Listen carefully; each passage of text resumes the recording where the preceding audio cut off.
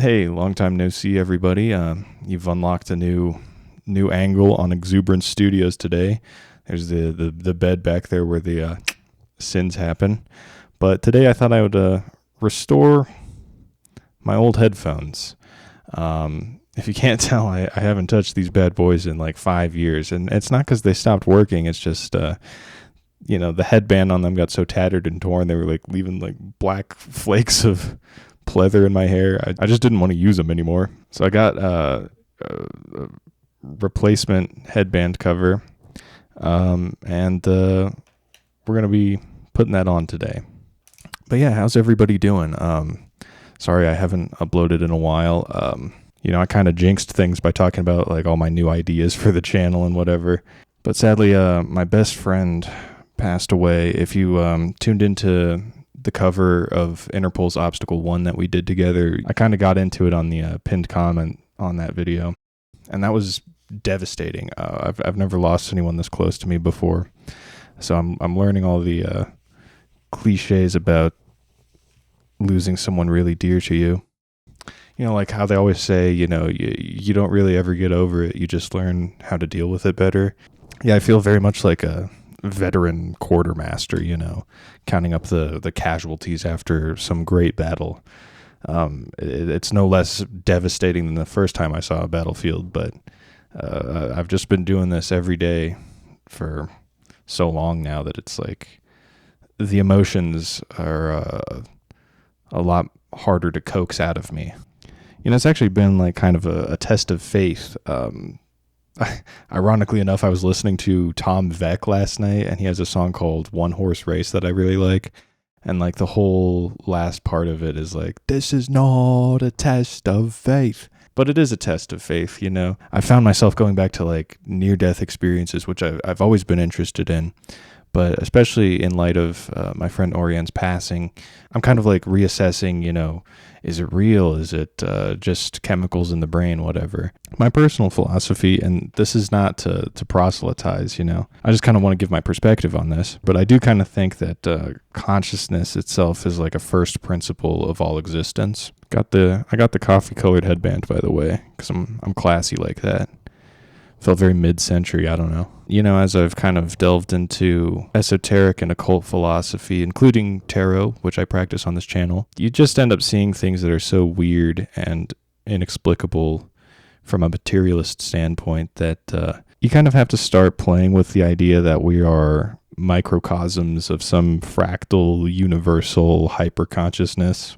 Call it God, source, whatever new age woo-woo language you want to apply to it. My first tarot deck I bought was actually for Orianne. It was a Christmas gift to her.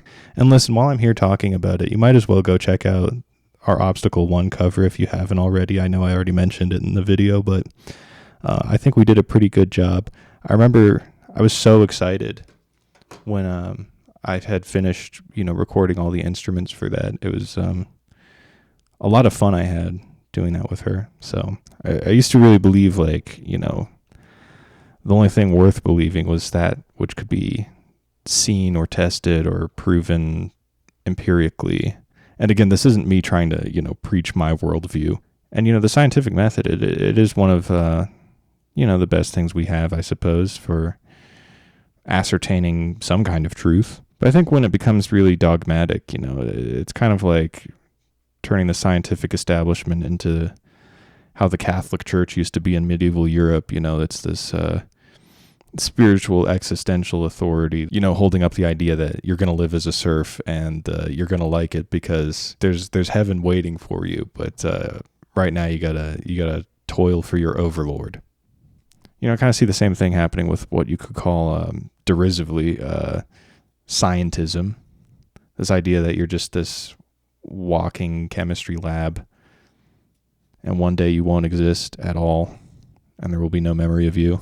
And therefore you are completely in charge of your own destiny, which is something we think of as freedom, but in reality is actually, it puts a lot of pressure on you.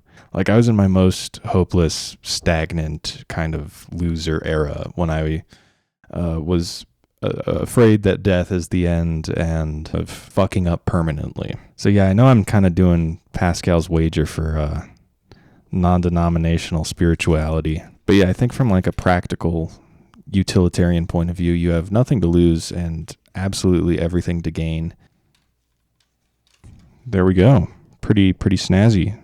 Anyway, death and dying, right? Given my ebullient moniker, this is always a very ironic topic of conversation. Kind of just cleaning the gunk off the components at this point.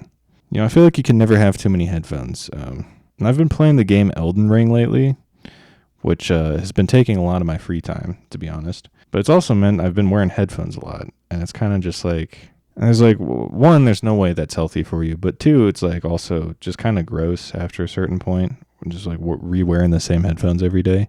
I guess in keeping with today's subject matter, I think there's kind of something very symbolic about restoring an old possession of mine. It's almost like reincarnation, you know?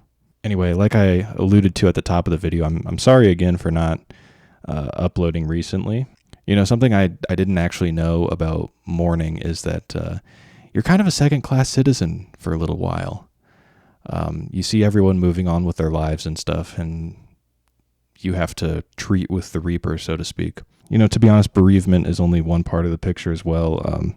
It's been hard to find the time to make videos with my job, but I'm finally settled in enough that I think I can kind of experiment with my time.